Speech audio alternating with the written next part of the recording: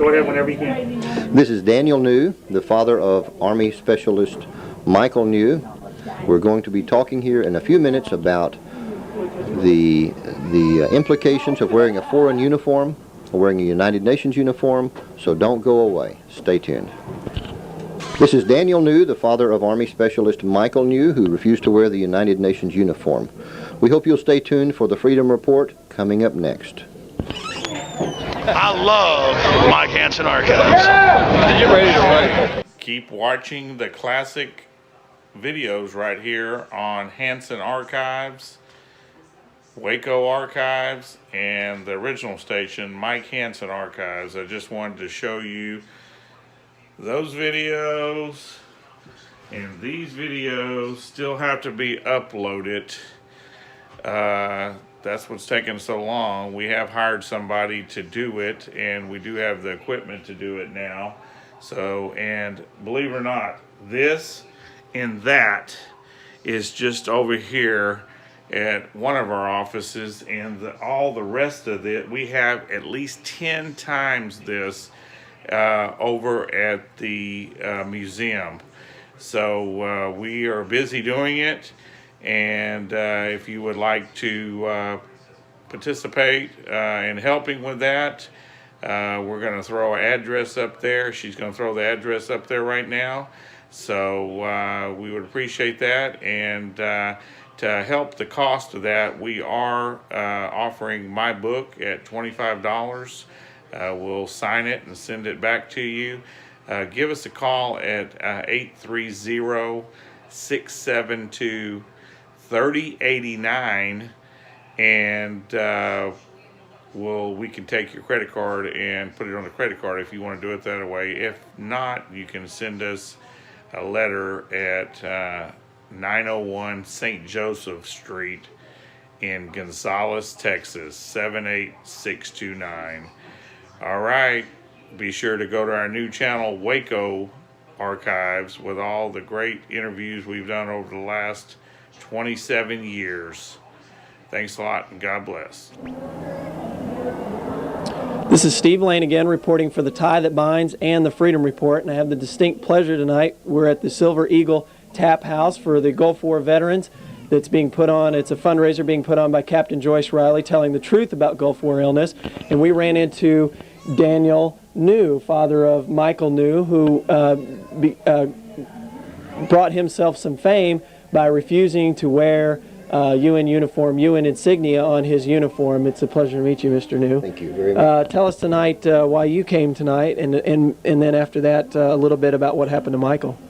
Well, there are a few organizations that have been as supportive as the American Gulf War Veterans Association in terms of supporting Michael, and we support their issue. We think that what was done to our Gulf War veterans was a travesty, and what Joyce Riley is doing is a very important message to get out to guys who are sick and who are being told by the Veterans Administration or by the medical doctors that it's in their head, but they're dying from it, and they're dying from this disease that they tell them is in their head. And so we think it's a very important issue, and one that affects lots of veterans, because what's at stake there is an issue basically of having been lied to by our own government. And so that's why we support Joyce and Captain Riley and her husband and Dave early on even before we knew about Joyce, or had just heard about her back in early '96, I guess, maybe late '95. He interviewed me on his radio station in Waterbury, Connecticut. He had a little talk show up there. I remember that. And when he did, he then, the next day or two, he was thinking about Michael, and he was working on a carpentry job, and he kept thinking about this little phrase going through his head: a patch of green in a sea of blue. And he was seeing Michael. He was just watching and this thing turned into a song which he's written, and he sang it tonight. I don't know if you heard it. It was excellent. It was very excellent. And that's a good song, and maybe you guys can get a cut of that to put on your program. Definitely. Tell us, for those viewers who might be watching who don't know what happened to Michael, can you give us a little background, not just on what he did and how he stood up for his country, but what were the results of him making that stand? Sure, and I should say, for those who don't know about the issue, that basically he was an American soldier. He was serving in Germany, a medic, and he was told that if he didn't wear the United Nations uniform, the helmet and the patch and so on, that he would be put in prison or that he would be court-martialed.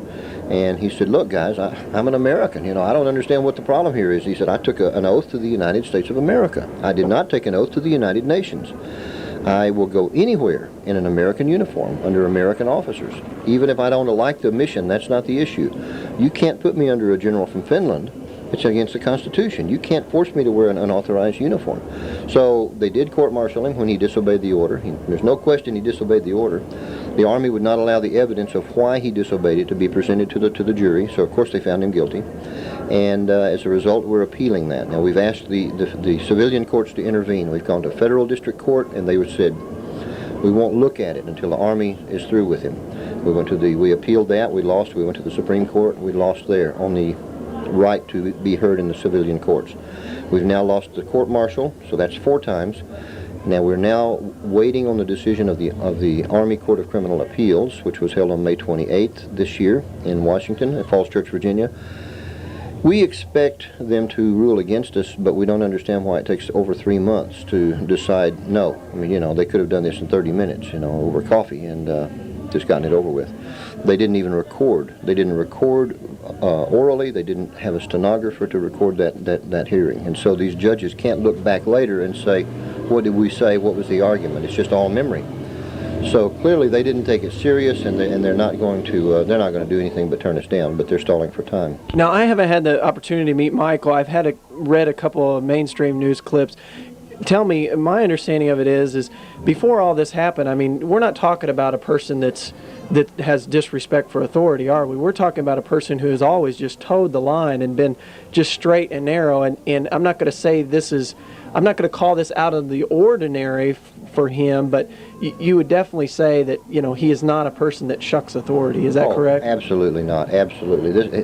Michael was a model soldier. He was offered what they call a green to gold program, which is where an enlisted man moves to an officer's program. Oh, that is not. I could tell you, I was in the Air Force. That's not an easy thing to get. They asked him if he would be interested in that, and he said, well, guys, look, I'm from East Texas where they have trees. You sent me to West Texas where they don't, Can I see the world? He's at Fort Bliss out there in El Paso. And so then they sent him to Saudi Arabia at the follow-up to Desert Storm. And he said, yeah, it's a lot like West Texas with camels, so can I see some more of the world? And so then they sent him to Germany. And it was just a matter of time. He had already been promoted early. He was promoted earlier than he was supposed to, which you understand how they can do that with a sergeant and an officer signing off on it. And he was in line for sergeant's promotion, but had to wait for time. He was a good soldier, and he had saved several lives on maneuvers, and he loved it. And you'll appreciate this. He said once to me that, he said, I get up every morning and I say, I could do 20 years of this standing on my head. I love this life, And then he'd go to bed every night and he would say, I'm going AWOL in the morning, you know how you have this love-hate thing that goes on all the time. All too well. But he was a good soldier, and he was seriously considering a career. And I think what he's proved now is... You were just talking about how much Michael loved what he was doing. Obviously, this couldn't have been an easy decision for him to make. Can you talk a little bit about what motivated this decision? Why is this... I know why it would be important to me to not wear that insignia. Why was it important to him to not wear that insignia? A lot of people have wondered if he agonized over it, and it was an instinctive thing. He said, he called me up and he said, Dad, they've asked me, he said, I think I'm going to be court-martialed. And I said, what have you done? That must be I was going to say, in light of what you just told me, that had to be pretty shocking. I mean, I thought, what on earth have you done? I was already thinking, it was an accident. I mean, you're making up excuses for your son. He said, well, I haven't done anything. And I said, all right, then why would they court-martial you? And he said, well, it's for something I'm going to not do. And I said, and what on earth is that? And he said, well, they've told me I have to wear this blue helmet. And I said, well, and we understood immediately, what the implications were. But he said, it seems to me, Dad, that first of all, I took the oath to my country, an exclusive oath, and I don't see how they can force me to shift my allegiance to a foreign power, which the United Nations is. By law and by treaty definition, it's a foreign power. And he said, if they can force me to wear that hat in Europe, well, then what's to keep them from forcing me to wear it in Texas someday? I mean, geography is no defense. You can't say, well, sure, Sarge, you have the authority to make me do it there, but not here. So the question, it's a matter of time. And I think the day will come when we will see blue helmets in America. enforcing the New World Order. Oh, that's good. I was going to say I get upwards of 45 to 50 emails a day, and I have gotten a lot of emails recently about alleged UN troop movements. I haven't been able to go and follow up on them. It's something I'd like to do, but already we're seeing some forces, at least it's being alleged, doing exercises in different areas of the country. We know that there have been Russian soldiers and a number of Eastern Bloc soldiers at Fort Polk, at Fort Riley in Kansas, Fort Polk in Louisiana, and others, and we have firsthand reports of that for the last 3 years. And a lot of people have come to me with firsthand evidence of foreign troops in the country. Now, we're not just talking cross-training of an officer's, a corps, or elite. I know the Air Force trains pilots who are going to be flying our planes, that sort of thing. At Fort Bliss, they do that with 200 Germans and 200 Japanese. There's a continual rotation. But that's growing. I think the day is coming, though, when we're going to see, we've just got a new international criminal court that's been put into power. And I've been maintaining that it's like a three-legged stool. They need in order to have one world government, they've got to have three things that they don't have now. One, they've got to have a world taxation system to pay for it, so that they can quit begging the United States for money. Once they have their own source of funding. I think they call that the EU. Well, the Rubin tax that's been proposed, not the Rubin tax, Tobin tax has been proposed. $1 a barrel on every $1 a barrel of tax on every barrel that comes out of the ocean floor. $1 on every or 1% of every international flight. 1% on every international financial transaction. That's a lot of money. That is a lot of You're money. talking independence now. Then they don't have to beg for their money. It's no more Mr. Nice Guy when we quit paying the bills and they have the independent funding. So they've got to have their world tax. They have to have a world court to enforce those tax orders and to enforce United Nations law, quote, and they have to have an army. They have to have a world army. Okay, well, they're trying to do that with them in the military. The International Criminal Court is being placed into position, and the tax is proposed.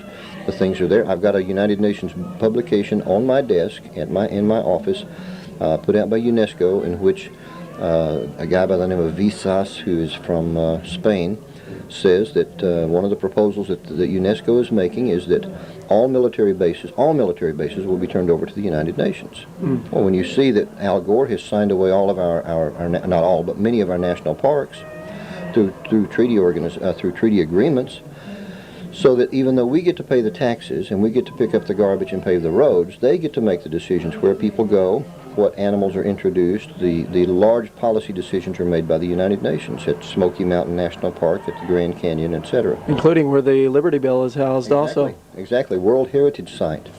These things are alarming developments, and they're all headed towards one world government. Anyone who thinks or who says that they're not headed to one world government is an ignoramus. They have not studied the issues. Now, just out of curiosity, is this something, are these issues that you were aware of before all this happened, or maybe just slightly aware of and now you've become more informed, or how did that timeline go about as far as with Michael making his stand? I'm ashamed to tell you that Michael was not as informed about the United Nations as he could have been and should have been for his age. And I take the blame for that, because as a parent and in a homeschooling atmosphere, I should have taught him more about the United Nations. I don't know, I'd say for him to make a stand, the kind of stand that he did, though, I mean, that's still pretty impressive. But I mean, his sergeant asked him, who's the General, Secretary General of the United Nations, and he didn't know. There are gaps in every child's education, and homeschoolers are the same way. But yes, I was aware of these things because my father taught them to me, and I was in the process of teaching them to my kids. But we were working overseas in a missionary capacity, and we tended to focus more on the positive aspects of what it is to be an American. We also tried to teach our children to think for themselves. You put those two factors together, probably that's all you need to do. Teach them to How think. dangerous. Ask questions, think on your own. Teach them the Bible, teach them the documents of the Founding Fathers. And I wrote a letter to my dad, and I'd forgotten about it, but he gave me a copy. He gave me the letter the other day, and I'd forgotten writing it, but there it is in my own handwriting from the Philippines. And I had said, here's Michael, who was 12 at the time, and he had asked me to teach him more about the Declaration and the Constitution and all that stuff. So I mean, clearly we were working on that education, and he had a hunger to understand about freedom and the concepts of freedom. So I guess what we really did was we focused more on a foundational thing. But he didn't have his facts. He had to do a lot of research to be able to contend in the thing. And to finish answering your question, I have certainly learned a lot since then. I mean, people have sent us books by the 50 pounds. It's got to be overwhelming. Oh man, I tell you, it's a full-time job to open the mail and to I can't even begin to read all the books that people send us and the videos, and it's a wonderful thing, and yet I feel inadequate to be able to respond to it. But it's been such a spontaneous outpouring all over the country. I was going to say, I can't even imagine what you go through. I mean, I'm in a relatively small city in Austin. Like I said, I get about 45, 50 emails a day, and I feel so guilty that you can't respond to every single one in the way that you want. And so what you go through, I mean, I can't even comprehend. Well, if you don't work for a living, you have more time to do that. Well, that's true, too. I'm still working very hard, so that makes it difficult. That we were just saying that if we could figure out a way to do this to make money, we'd really be onto something. But you have got to be intensely proud. I mean, for your son to make that type of stand, I mean, you're talking about, I mean, David and Goliath doesn't even begin to describe it, and it's not something that was easy for him either. Yeah. You know, it's funny, he says it wasn't that difficult. To me, I think that at that age, I could have made the same decision, would have made the same decision, and could have told it. See, the colonel offered him a what they call an Article 15, you know, just a slap on the wrist. You know, it's like it's like a speeding ticket. You get an Article 15. He probably have to work extra duty, like instead of 8-hour days, 12-hour days for, say, 30 days. Yeah, exactly. And he said, and he said the colonel could tell that he was going to say, "Nah, I don't want it. I'll take the court." But he had to do it. He said, "All right, look, it's Friday. Wait till Monday. You know, think about it." You know. So Monday morning at 0900, he goes back in and he says, "Well, have you thought about it, son?" He says, "Yes, sir. I'll take the court martial, sir." Now I could have said that, but I don't think I could have done what he did next. He went out and ate lunch and held it down. You know, I mean, I would have been really uptight having to go to the colonel and say, no, you know, I'll take that. And like you said, loving it so much. I mean, there, I don't care what anybody says. There has to be a certain amount of feelings. I hate to use the word betrayal, but it's got to tear. I mean, you say it was easy, but it would have to tear at me. Well, yes. At the same time, there's I guess of all the factors that I've got in my in both Gabriel and Michael that I see very strongly, is that when they see that clearly it's right and wrong, it doesn't matter where it falls. If it's right, it's right. You know, if it's wrong, it's wrong. And I'm sure they've towed the line publicly. But have you been able to speak to some of these officers and some of the people that surrounded Michael privately? What they've said about it, what their reaction to it was? Oh, so many officers, active duty personnel from all branches have come to us. Michael would be stopped on base, and a major on one occasion stopped and he says, "Are you specialist new?" And he thought, "Can you not read a uniform, sir?" But he said, "Yes, sir." And he says, "Hang in there, buddy. You know, you're standing for all of us." But on the one hand, that's got to be rewarding. But on the other hand, I mean, especially as a father, you got to wonder. These are the leaders, these majors, these colonels. Why can't they come out publicly and back this kid? It'd be a totally different story if that happened. So I think what we've proved, if nothing else, is that one, they were right. Michael was officer material. You know, and two, they're not interested in officer material. Exactly. I've got to tell you, my experiences in the Air Force were the reasons I got out was the lack of leadership. When my dad was in, he told me it was a situation where colonels, majors, captains, they would stand up for their troop, and that troop was their responsibility. If that troop got in trouble, they'd say, "No, you let me handle it. He's my troop." And they would handle it personally. And what I saw when I was in at least one small base in the Air Force in Abilene, Texas, it was put the blame on somebody else. Cover your butt, you know. Cover your tail and advance your career, and don't rock the boat. And that is, it's a disturbing trend. Everybody talks about how we may very well have the greatest military in all the land, but what I saw so many of the flaws that at times it's very difficult for me to believe that. I'm sure that every military has always had flaws, but it's sad, and yet there are really and truly a lot of very patriotic officers, and yet, like Michael said, you know, look, these guys have got a career, they've got a wife, they've got children, they're 5 years from retirement, you know. So that's asking a lot, because they've seen what happens when you go up against the system. They chews you up and spit you out and you lose it. My experiences were majors and above were good guys because they came from a generation that leadership meant something, integrity and honor and duty and things like that. But it seems like below the majors, that's where the cutoff was, at least in my experience. Yeah, and it's moved up. I talked to Colonel Ray, who was the Marine Corps colonel who was our first attorney, and was also a Deputy Assistant Secretary of Defense, a Vietnam veteran, combat veteran. And he said it's deteriorated to a higher point now. I mean, you're talking about it's gone up into the ranks of colonels and the Commander-in-Chief as well. Well, let's keep this a family show. Tell us a little bit about what we can do to help Michael, and also what, because we get calls all the time, what can we do, what can we do? What do you think people can do to help put an end to this New World Order?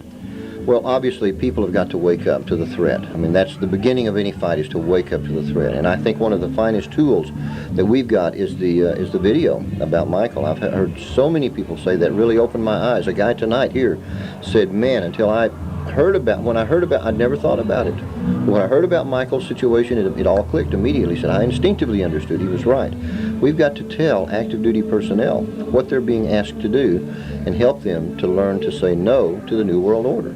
The video is a good tool to do that, and I'll get you the address, and you're welcome to, we'd be happy to share it, and we'll give people a good price. It's $20 as a fundraiser to pay the lawyers, but we're not in this to get rich, you know. You mean you don't try and manipulate and say it's $19.95 so that they think they're getting a great deal? It's a contribution to a defense fund, right. and clearly it's free for a gift of $20. Don't you love that? Right. This is what the lawyers tell you. You got to say that. No, I understand. But if somebody's active duty or they're going to get it to a veteran and they don't have $20, tell them to get hold of us anyway. We'll be happy to share it. We can help them out too. Yeah, we'll help, because we're trying to get the word out. There is legislation pending. It's awfully late this year, and I don't think it'll pass. But there is a bill, a resolution, HCR 158, which would make it against the law.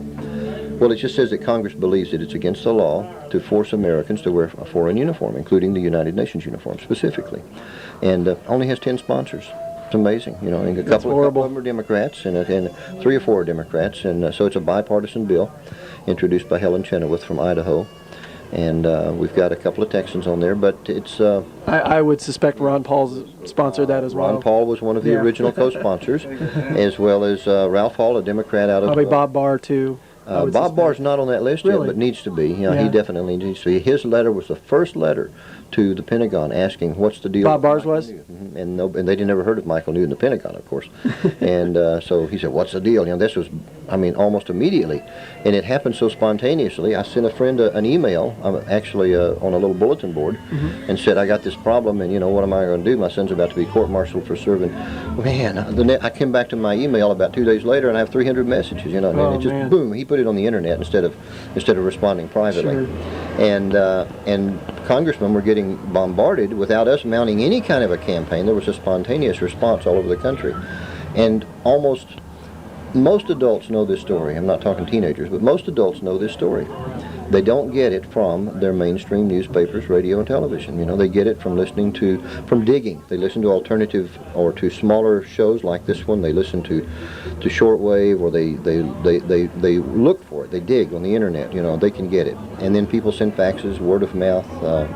But it's an educational campaign. You know, and but people have to understand that it's basically we're talking here about the end of the republic. If we can force Americans to serve a foreign power, then we're not a free country. No, that's exactly right. It's called loss of sovereignty. Loss of sovereignty. And national sovereignty is the enemy.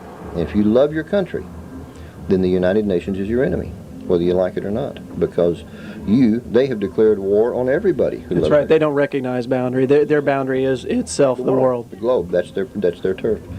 So this is not a war we asked for. It's a war that's being imposed upon us, and we have an administration who is on the side of the international. It's embracing it. They really are embracing it. I think that's an impeachable offense. And the really sad part is the people that are putting this forward, they have no love of country whatsoever. These are people that have more allegiance to their bloodlines and where the money is at than any nationality, and that's really sad thing. I've seen that a lot.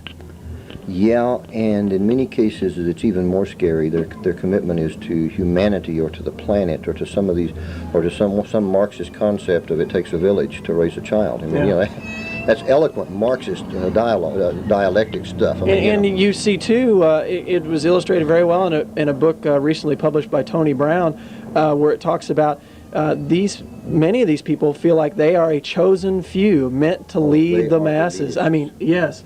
And they believe it. It's not like this is just something somebody made up. They really, you know, if you could corner them in a room, they'd say, yes, I'm much more I'm much better to lead this world than anybody else. Absolutely, and it doesn't bother them because they are Darwinians, because they are atheists. Excellent There point. is there's no moral premise that would prevent them from killing off a large percentage of the population. Exactly. And if you follow the United Nations treaties on world population, you understand that there is such a cry. And maybe you guys have covered it, Yeah. but they would like to eliminate about 75% of us. No, they would absolutely love it. I'm being conservative with that figure, and it wouldn't bother. But them that at would all. be the middle class. It's not going to be the lower working class because they need workers to make all their goods. Of course, and they've got somebody to sustain them in the lifestyle to which they. That's a very. It's just nice they've got to have they've got to have the peon class. But this sounds like something out of a science fiction movie. It really does. I tell people all the time, this is a horrible analogy, and I'm embarrassed to say that I saw it, but I saw a movie years ago, and I'm not going to say who was in it, but he had these special glasses where he could see that there was aliens all around us, and you could only see him if you had these glasses on, and he was going crazy because nobody else could see him. And to use an old analogy, it's the Emperor's New Clothes. He's naked. No, he's got a beautiful robe on. No, really, he's naked. It's hard sometimes. Yeah, we need to devise some glasses and sell them to people. Yeah, and I was basically gonna say. that's what it comes down to. It's the educational thing. We've got to. It's his own defense. You've just got to educate 1 or 2 or 3 people in your family. If you know someone who's in uniform or who's thinking about enlisting, get to them. Make them aware of Look this. at this thing. I heard from a Marine recruiter in California that the number one question he hears these days from his recruits, Marines. I mean, these guys are not famous for being rocket scientists. These are kids to start with, and second, they're Marines. I mean, think about it. And they're saying, if I sign that document, Sergeant, does that mean I have to serve in the United Nations? I mean, Really? their parents are asking that question. Well, that's fantastic. The question is getting asked. It's reaching. And I think it's important to note too is that I've heard some people say, "Well, I'm going to get out, or I'm not going to sign up." No, I want them in and having that knowledge. I want them to be a part of the military and have the knowledge in the New World Order, so they can be the ones that are saying, "Hey, this is wrong." Because if they're not in, then we are going to have a huge army just lined up for the UN. I've just made all the Marines mad at me. And my dad was a Marine in World War II, and I was going to join the Marines, but it was Vietnam, so I... Tell them Semper Fi and you'll make up for it. Yeah, Semper Fi, man. My act of cowardice was to join the Navy because it was Vietnam, And, Well, listen, when we have more time, I want to. We'll have to do an interview with you to have you tell us about what's going on out in Arizona, and we'll put you in touch with Mr. Alex Jones, who's an FM radio host, and he'd love to have you talk about happy that. to do it anytime. I appreciate it. Okay, Thanks great. for the Thanks a time. lot. God bless. Up here. All right, that's it. All right, who wants to lead? Let Gene go. Go ahead. Yes, sir. All right. God bless.